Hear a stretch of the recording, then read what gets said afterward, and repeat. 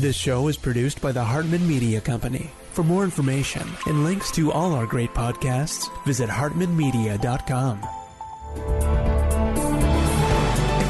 Welcome to The Commercial Investing Show, where we analyze, explain, and exploit the opportunities presented in today's commercial property marketplace. If you're interested in apartments, mobile home parks, self-storage facilities, and other income property, you've come to the right place. We'll explore what's hot and what's not in markets nationwide in the relentless pursuit of return on investment. Here's your host, Jason Hartman. Hey, it's my pleasure to welcome one of our wonderful clients back to the show. This is David Nelson of David and Gina Nelson. You heard them on the show before, and they have been doing amazing things with their property portfolio, growing, learning some lessons along the way. Lessons aren't always easy, but we're going to share some of those today. And like I say, if you're not learning some lessons and making some mistakes, you're just not doing anything. So, David, thanks for coming back on and sharing with us. Appreciate it. My pleasure. It's absolutely an honor to be on with you today, Jason.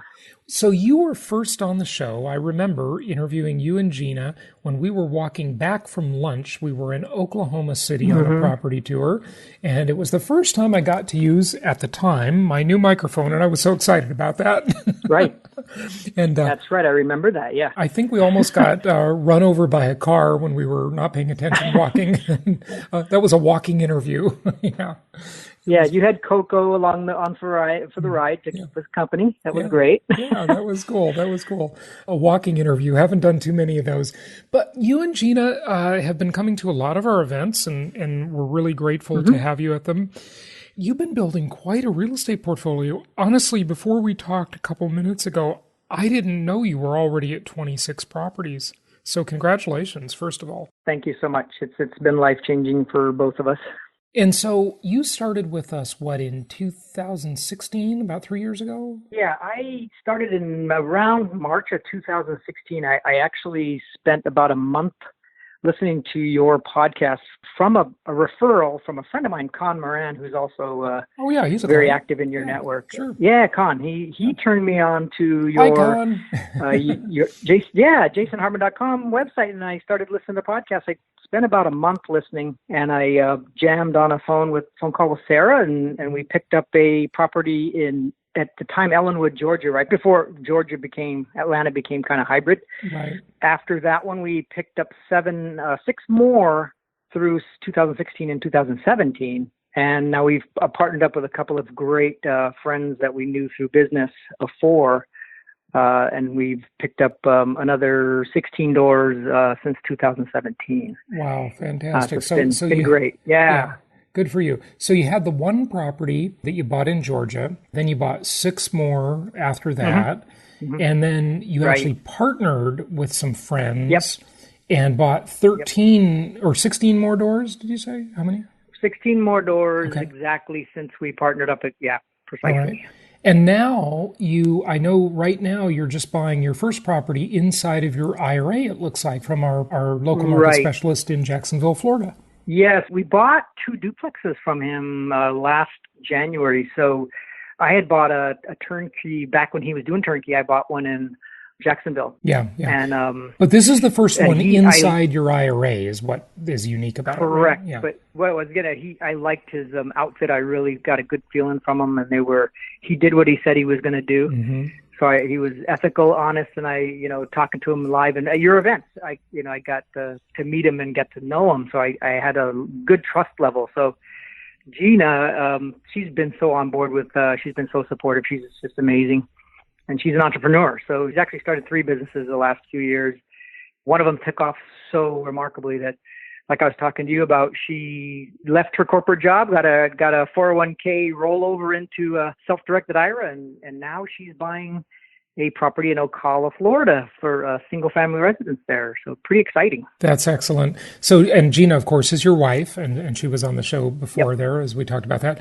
So, and you guys, by the way, I should say, are from Folsom, California, Northern California. Right. David, what do you do again? Tell the listeners what you do. I'm an information technology supervisor for a large healthcare corporation up here. I've been doing that type of work for 30 plus years. At this company, I'm 15 years in now. Mm-hmm. Good stuff. Okay, so when you first got to know us, your friend Con Moran, our client, referred you to us, and you listened to the podcast. Mm-hmm. And what was the first event you came to? Was it that property tour that where I met you? No. We went to one in Ohio. Okay. The first time we went on something was like in June of 16. Mm-hmm. Actually, we went and met Con and his wife there at that tour, the Cincinnati tour. Yep, I remember. Back then, yeah. Yeah, that was our very first event. Then we've gone to, several Meet the Masters and some of your Jason Hartman education, other events I've gone to, yeah. Excellent. Good stuff. You were saying that you learned some lessons and had some successes and some difficulties. Tell us about both, tell us about the successes and the difficulties. Things were going really well in 2016 and into 17, so I got a little cocky. To be honest with you, I thought, this isn't so hard. I can do this, on my own. So I decided to go buy a property from a wholesaler without doing really due diligence. Mm-hmm. And I didn't follow with the property inspection. I didn't really take seriously some of the stuff that was flagged on the inspection with regard to electrical and some things. And all I saw was potential numbers. I saw this, okay, I can get $1,300 a month for this $100,000 property, blah, blah, blah, and I learned very valuable lessons after I bought. I had to dump thousands and thousands into it to get it, rentable. Mm-hmm. And it was just some very valuable lessons for me to do a better job of research and analysis. Sure. So let's just tell people what that all means. So this was a property outside of our network. And when you say you bought it from a wholesaler, for those who don't know, a wholesaler basically, this has kind of several definitions, but mostly what people mean by a wholesaler is someone who goes around and tries to find motivated sellers. They tie up a property, put it on a contract that's assignable, and then they sell that contract to somebody else. And so basically, they won't even touch the property. They won't even take title to the property. They don't even ever own the property or have any intention of owning it. They're basically creating a contract and selling the contract to another party. So you were that other party that bought that contract from the wholesaler, and that property wasn't rehabbed, obviously, and you didn't have as much knowledge or information about it, right? What happened? Right, yeah, and you're exactly right. It was from a wholesaler. I looked at the property online. I looked at photos. I did get an inspection, and really, I talked to the inspector, and I should have paid more attention to the stuff that he flagged, and I took the chance. I did it. It was just a risk, and I knew then, this is a risk, but the reward was, hey, look at the rent to value. Look at the great numbers I could get, Right. And I've never actually realized those numbers since factoring in the money I've had to put into it. Looking back, it was a failure. It's not a failure because I won't do it again. Right. Well, as long as you learn something, there are no failures, exactly. Right? But you're planning to sell one of your properties, I think. Is that the one you want to sell? That's the one I'm working on. I'm almost ready to get it, almost ready to sell, yeah. Mm-hmm. Okay, good.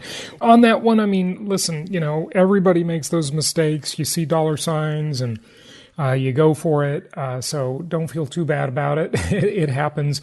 But I'll tell you, I think one of the lessons here for our listeners is that we constantly are approached. I'll get an email, this happens somewhat frequently, that'll say, hey, I've got a small portfolio of 7 properties in Indianapolis or Memphis or some Texas city. Can you sell them for me? And we always turn those people down. Okay, we don't do any one-off deals. And that's one of the things, out of the thousands and thousands of properties that we've sold over the years, we have never done a one-off deal. I should qualify that a little bit. We have done one-off deals on a few big properties, apartment complexes, bigger deals, but not on the sort of what I'll call the assembly line single-family homes in the small plexes, duplexes, triplexes, fourplexes.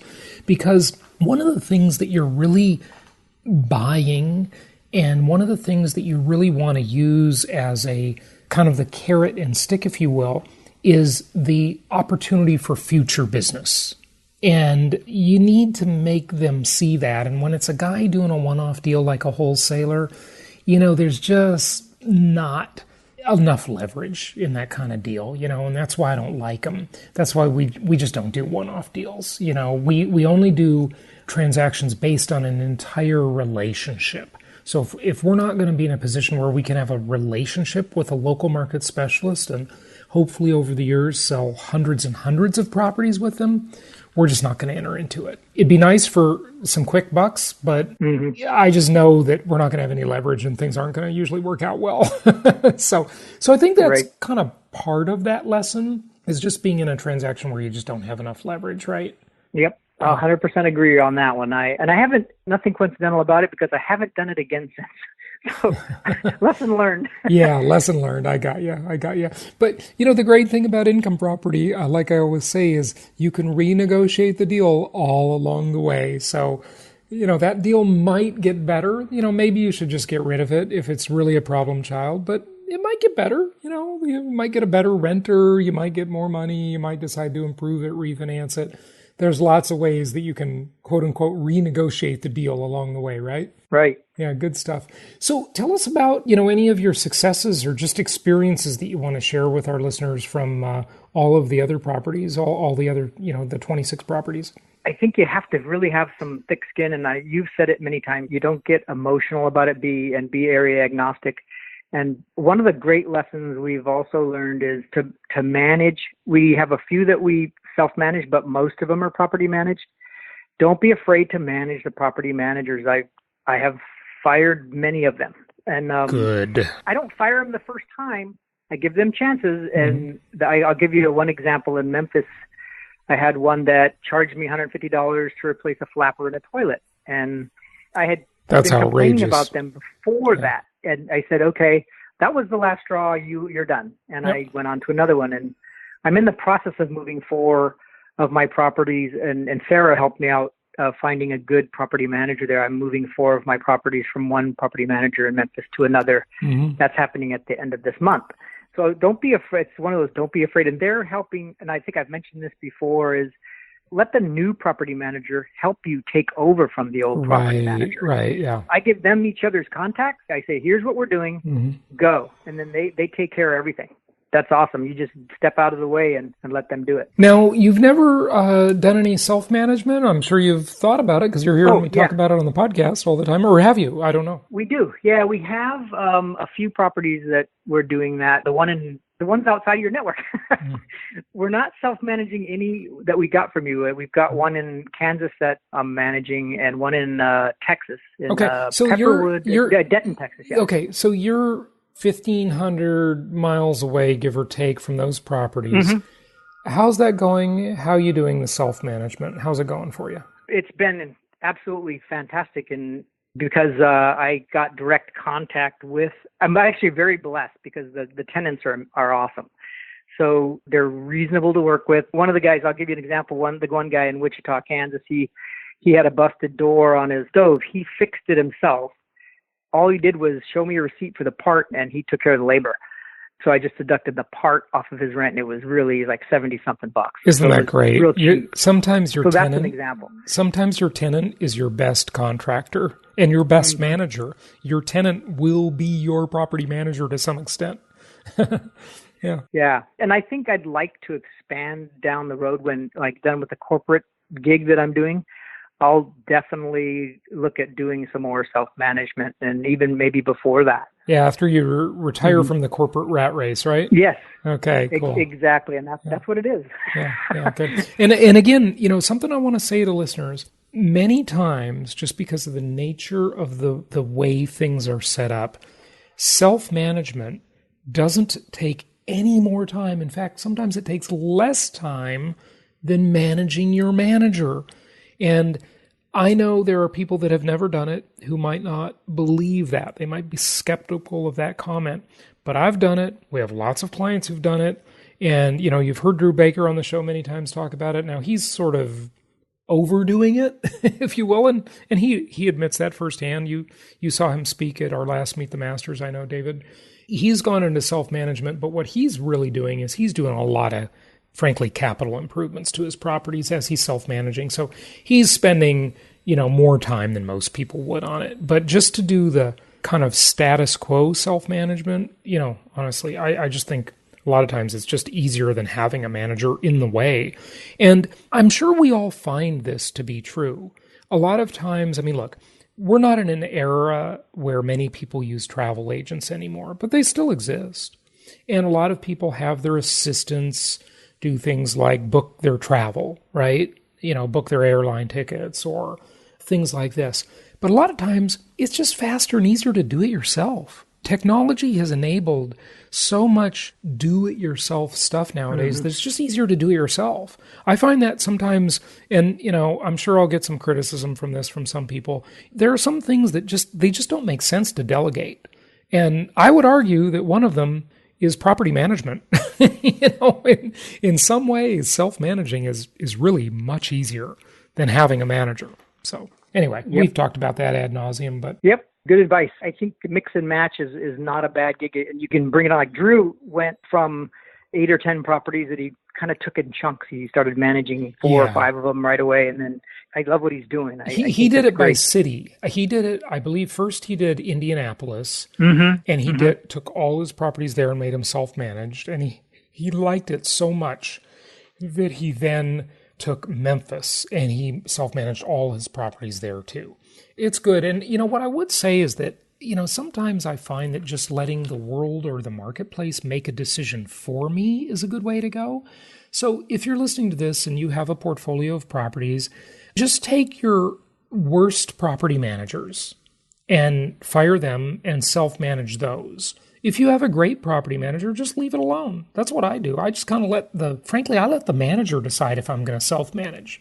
If they're really good, I'll just leave it alone, let them manage it. But if they're difficult or they're, giving me a bunch of piddly little expense deductions for repairs that are sort of absurd a lot of times, I'll just get rid of them and I'll self-manage it. So I kind of let them decide. They get to decide whether or not I'm going to be their customer. Right. Yeah. Yes, exactly. I like it. Yeah. I'll take my money where it's treated better if they don't treat it well. Money goes where it's treated best. Yeah, good stuff. Well, what other lessons or experiences or, anything you want to share? When I look at real estate for us, I look at it kind of like the presidential election. Like Trump was an interruption to the normal process of what we've been doing for so many years. I think it was like a socialism interruption, but that's another issue. Yep. But in a good way, real estate got us thinking bigger. It got us dreaming bigger. It took the lid off of limiting what is possible. It got entrepreneurship in our heart and soul. It's really meant a lot because when you combine education, which you provide, with action, there's really nothing you can't accomplish when you put your mind to it. And despite like the evictions, we've had a few evictions, we've had some issues, we've had maintenance, we've had this and that. But looking at the big picture, if you can look and not microwave your success, you have to look at the big picture and look down the road 5 to 10 years of something you can control. Right. This is a great avenue. And as you've said it millions of times, as tax favored as anything you can get, right? Sure. So, yeah, it's been a good ride that way. So I just say, look at what your financial goals are and who's in control of them. And then look at real estate, and I think you can get a very good marriage that way. Yeah. What did you do before real estate? Were you doing the typical, I know Gina, like you said, your wife had a 401k that when she left her corporate job, she converted it to self-directed IRA and now is buying a property inside the self-directed IRA. That's awesome. Yep. We had a speaker on that at Meet the Masters. I know you're working with them. What were you doing before? Just the typical, like some mutual funds, a 401k, some stocks, whatever? Yep. Yeah. How'd that go? That's exactly right. I was doing, what my dad told me to do. It's like, put the max in and do a moderate to aggressive at your young age. And then when you get older, make it more conservative and just let them manage it and let the money build. and it was all I've actually got a pretty decent 403b, 401k that I have. That here's a point on that is after I started going to your events and hanging out with some of the great people in your client base, I was talking to a group at the Cincinnati and property tour, and one of the guys, I told him I'm maxing out my 401k. They're like, why are you doing that? Why don't you just do where the company matches and then take the rest and invest in real estate? There's like a big light bulb moment. So I did that. I was putting like 17-18% pre-tax money into this that I had no control over. So I dropped it down to where the company was matching, which makes sense. Right. And then I'm taking the rest out and buying more properties with it. So that was what I did. But when I retire, I'll take that, and I'm going to we're using Gina kind of as a model. I'll do what she's doing with her buying real estate within her IRA, and that's what I'm going to be doing. That's awesome. That's awesome. So what are your plans for the future? I mean, it sounds like you are planning to retire from the corporate rat race here at some point. Right. Your wife has done it already. What's your plan for your real estate investments, and what is it going to mean to you? Oh, heck, she did it in her 40s, too. I'm kind of jealous. But I'll be probably right about the time I retire, I'll be about near 59. So I'll be able to get at that IRA. And, if you want, you could take distributions. It, right? And we're definitely all in. We're all in on on just investing in real estate and making that. I want to get to where I'm 80% invested in real estate and 20% or less in other areas. That's our big picture goal. And then real estate will become my business, which it already is, but it will become my full-time business. And that'll be, the income from there will sustain us. And when my daughter's out of college, because we're paying cash as we go for her college. So when she's done, that's when I'm done. Yeah. So here's the thing. Some people might be listening to that, especially new listeners to the show. If you haven't been listening for the past 15 years, you might hear what David's saying and you might think, that does not sound prudent to be 80% in on one asset class. And here's what I would say to you, is that number one, just remember, income property is the most historically proven asset class in the world. And David and Gina are diversified because they're diversifying geographically. If real estate goes down the tubes, so will the stock market, so will pretty much every other investment, okay? And income property really is a diversified asset class because it's something that reflects so much of the overall economy, but you have such unique multidimensional characteristics that enable you to protect yourself from downturns. For example, if you have stocks and they go down in value, that's the end of the story. They went down, period. Precious metals, they went down, period. Cryptocurrencies, they went down, period. You're done. Whatever. There's nothing else to do. But with income property, you can add some creativity to the mix. You can adjust your strategy. You can be a cash flow investor more than a capital appreciation investor, and you can constantly shift. You can refinance. You can improve the properties. You can let them languish and not maintain them well. I know this sounds crazy, right? You can be really cheap with your properties and not maintain them well and not upgrade them over the years. And you can, just let the rents stagnate. That's actually a strategy. The point is you're in control. You can do things to adjust to the economy, to adjust to the marketplace. With the stocks, the bonds, the mutual funds, the precious metals, the cryptocurrency, you can't do anything. It's whatever it does is what it does. Here, you can add some strategy of your own to the mix. Absolutely. Yeah, we're all in there. Good. No doubt. Good stuff. Good stuff. Well, David, thanks so much for coming back on the show, and congratulations on your success. 26 doors. Hey, keep on going. How many more are you buying this year? We are definitely buying.